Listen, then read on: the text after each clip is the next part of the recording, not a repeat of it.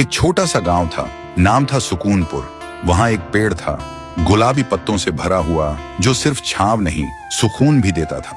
जो भी उस पेड़ के नीचे आकर आराम करता था, हर किसी ने बोला, ये पेड़ में कुछ चमत्कारी है।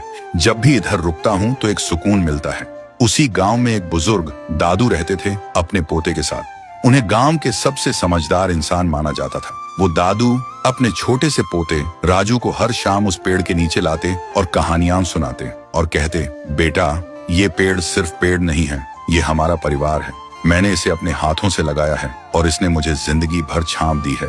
राजू मुस्कुरा के पूछता, दादू क्या पेड़ भी परिवार होते हैं? दादू थोड़ा सा हंसते हुए बोलते, जिसने तुझे बिना कुछ मांगे छांव दी, थकान में सहारा दिया, वो क्या किसी अपने से कम है? तभी पेड़ से पत्तियां गिरने लगती हैं, जैसे वो खुद सुन रहा हो, जैसे उसकी सांसें भी कहानियों में चल रही हो। वक्त गुजरता गया, दादू बूढ़े हो गए और एक दिन दुनिया छोड़ गए और राजू भी अकेला उदास हो गया था। अब राजू हर दिन उसी पेड़ के नीचे लेट कर रहता था। एक दिन वो आंखों में आंसू लेकर पेड़ को देख के बोलता है, दादू आइए ना, मुझे कहानी सुननी है, मैं खुद को बहुत ही अकेला महसूस करता हूँ। तभी पेड़ बोलने लगता है, राजू तू अकेला नहीं है, मैं हूं ना, तेरा परिवार। राजू चौंक जाता है और बोलता है, तुम कैसे बोल सकते हो?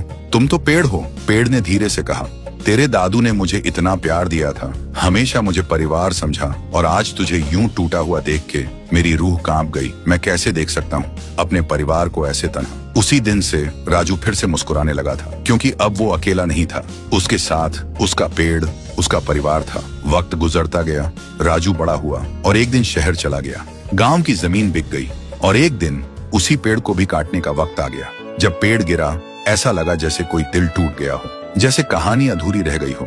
सालों बाद राजू वापस आया और जहां कभी पेड़ था वहां सिर्फ मिट्टी थी।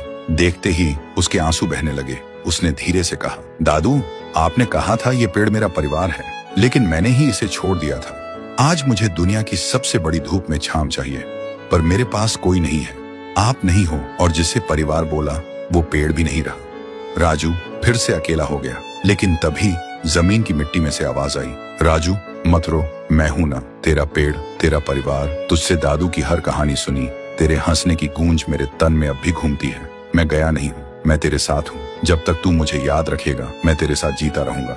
राजू चौंक गया, आंखों में आंसू पर एक हल्की सी मुस्कान। उसने वहीं एक छोटा सा पौधा लगाया और एक स्लेट पे लिखा, जिसने बिना कुछ कहे तुझे सब कुछ दिया, उसे कभी मत तोड़ना, चाहे वो पेड़ हो या रिश्ता